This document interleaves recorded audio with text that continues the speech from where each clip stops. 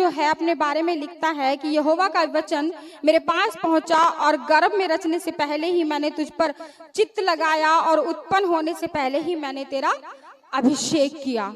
देखिए, अभिषेक होना किसी व्यक्ति का ये बड़ी बात है, लेकिन उस अभिषेक को संभाल कर रखना ये उससे भी बड़ी बात है। हालेलुया। अभिषेक संभाल कर रखना ये हर किसी के बस की बात नहीं है। और अगर इस अभिषेक की आप लोगों को मुझे वैल्यू पता चल जाए तो बहुत बड़ी बात भी नहीं है कि हम इसे संभाल कर ना रख सके। प्रभु के दास ने यहाँ पर लास्ट टाइम टीम का लोगों का अभिषेक किया, पूरी रात उस तेल पर प्रार्थना की, परमेश्वर के संपर्क में रहे, परमेश्वर से बातचीत की और परमेश्वर की अगुवाई में हो करके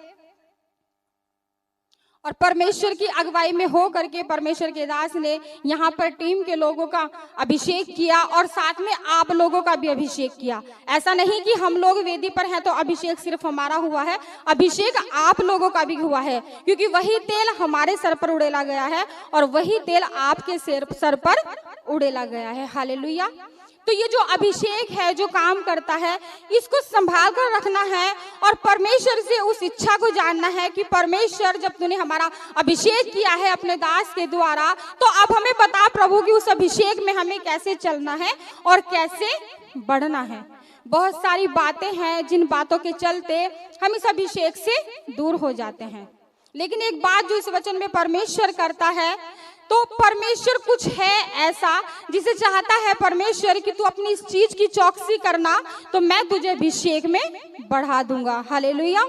इसी का एक वचन और पढ़ते हैं, 1:9 आयत मैं पढ़ रही हूँ। तब यहोवा ने हाथ बढ़ाकर मेरे मुंह को छुआ और यहोवा ने मुझसे कहा, देख मैंने अपने वचन तेरे मुंह में डाल दिए हैं।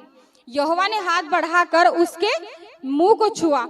यहोवा ने अपना हाथ बढ़ाकर ना तो उसके हाथ को छुआ, ना उसके शरीर के किसी और अंग को छुआ, ना उसकी आंखों को छुआ। परमेश्वर ने हाथ बढ़ाकर किसको छुआ? उसके मुंह को। परमेश्वर ने हाथ बढ़ाकर उसके मुंह को छुआ और कहा कि देख मैंने अपने हाथ से तेरे मुख को छू लिया है और मैंने अपने वचन तेरे मुख में डाल दिए हैं। क्यों? क्योंकि परमेश्वर ने यिर्मयाह का अभिषेक किया है और परमेश्वर चाहता है कि जो अभिषेक मैंने तेरा किया है तो उस अभिषेक में बना रहे। यानी तू अपने मुंह की चौकसी रखना, अपने मुंह से तू कोई ऐसी बात ना निकालना कि तेरा अभिषेक खराब हो जाए। ना तो तू अपने दुश्मनों को देखकर कुड़कुड़ाना, वरन तू अपने दुश्मनों के लिए भी प्रार्थना करना। कहीं ऐसा ना हो कि तेरा कुड़कुड़ाना या तेरे मुंह से निकली कोई ऐसी बात तेरा अभिषेक खत्म कर दे। जब यहाँ से प्रभु के दास लेहैंड करते, हम लोग लेहैंड करते हैं, उस लेहैंड में भी आपका अभिषेक हो जाता है, आपका छुटकारा हो जाता है। उसके बावजूद भी अगर प्रार्थना होने के बाद भी आप ये शब्द अब से अपने मुंह से निकालते हैं कि अभी तो मुझे ये दिक्कत है, ये परेशानी है, तो जो लेहैंड आपके लिए हुआ है, जो परमेश्वर का हाथ आप पर आया है, क्या है फिर वो आपके जीवन में काम नहीं करता, अभिषेक खराब हो जाता है। तो आपको इस बात को समझना है कि परमेश्वर जब हमें अभिषेक करता है तो उस अभिषेक को हमें संभाल कर रखना है, अपने मुंह की चौकसी रखनी है। हालेलुया। एक वचन और निकालेंगे, यशायाह पेज नंबर 828 पुराने नियम में, इसका 6 अध्याय है और 1 वचन है। जिस वर्ष उज्जियाह राजा मरा, मैंने प्रभु को बहुत ही ऊंचे सिंहासन पर विराजमान देखा और उसके वस्त्र के घेर से मंदिर भर गया। उससे ऊंचे पर साराप दिखाई दिए, उनके 6 पंख थे। 2 पंखों से वे अपने मुंह को ढांपे थे और 2 से अपने पांव को, और 2 से उड़ रहे थे। वे एक दूसरे से पुकार पुकार कर कह रहे थे, सेनाओं का यहोवा पवित्र पवित्र पवित्र है, सारी पृथ्वी उसके तेज से भरपूर है। और पुकारने वाले के शब्द से देवड़ियों की नींवें डोल उठी और भवन धुएं से भर गया। हालेलुया। परमेश्वर का एक दास है यशायाह, उसने क्या देखा? उसने स्वर्गदूतों को देखा और उन स्वर्गदूतों ने अपने पंखों से अपना मुंह भी ढांप रखा था और वो कह रहे थे, पवित्र पवित्र पवित्र सेनाओं का यहोवा पवित्र। क्या ढांप रखा था? अपना मुंह ढांप रखा था। कहीं ऐसा ना हो कि उसकी मुंह की चौकसी ना रहे, उसके मुंह से कुछ ऐसा निकल जाए जो परमेश्वर को अच्छा ना लगे। परमेश्वर के सामने दीन होकर आना, अपने मुंह की चौकसी करना, यही हमारे अभिषेक को बरकरार रखता है। इसमें आगे लिखा है, तब मैंने कहा हाय हाय मैं नष्ट हुआ, क्योंकि मैं अशुद्ध होठ वाला मनुष्य और अशुद्ध होठ वाले मनुष्य के बीच में रहता हूँ, क्योंकि मैंने सेनाओं के यहोवा महाराजा धीराज को अपनी आंखों से देखा है।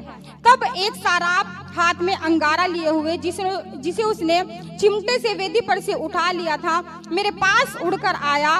उसने उससे मेरे मुंह को छूकर कहा, देख इसने तेरे होठों को छू लिया है, इसलिए तेरा अधर्म दूर हो गया और तेरे पाप क्षमा हो गए।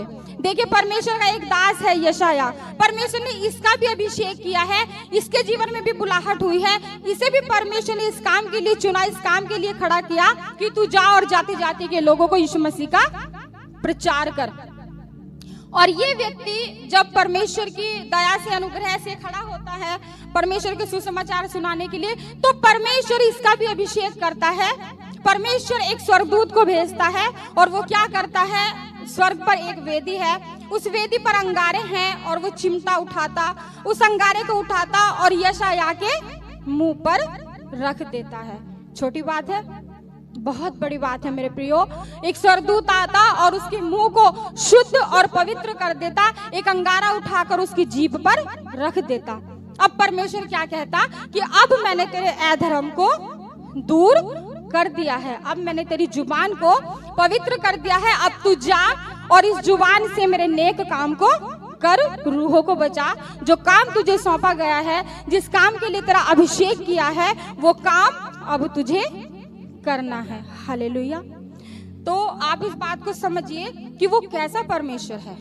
वो पवित्र पवित्र पवित्र, वो महापवित्र परमेश्वर है। वो नहीं चाहता कि मेरी चुनी हुई प्रजा जिसका मैंने अभिषेक किया है, उस अभिषेक से वंचित रह जाए, जो मैंने खास उसके लिए किया, जो मैंने खास तेल बनाकर उसके लिए उसके सर पर उड़ेल दिया कि उस तेल का मसा खराब हो जाए। तो लेकिन आज क्या है, आज अनुग्रह का समय है। आज परमेश्वर ये नहीं कहता कि मैं आज भी तुम्हारी जीभ पर जलते हुए अंगारे रख दूंगा। आज परमेश्वर कहता है कि तू अपने मुंह से प्रभु यीशु को प्रभु स्वीकार कर, तो तेरा उद्धार हो जाएगा। हालेलुया। सिर्फ अपने मुंह से यीशु मसीह को प्रभु स्वीकार करना है, उसे अपना परमेश्वर बताना है, उसकी आज्ञाओं पर चलना है, उसके चरित्र को अपने चरित्र में धारण करना है। तो क्या होगा, हमारा अभिषेक हमारे ऊपर ठहर जाएगा। हालेलुया। याकूब की पत्री में भी ऐसा लिखा है कि अपनी जुबान की चौकसी तू ऐसे कर जैसे एक माझी अपनी नाव की पतवार की करता है। वो अपनी नाव की पतवार को जिधर घुमाता उसकी नाव उधर घूम जाती है। तो अपनी जुबान की चौकसी ऐसे कर जैसे एक सवार अपने घोड़े के मुंह में लगाम डालकर एक छोटी सी लगाम से उसके शरीर को कंट्रोल कर लेता है। ऐसी देखिए हम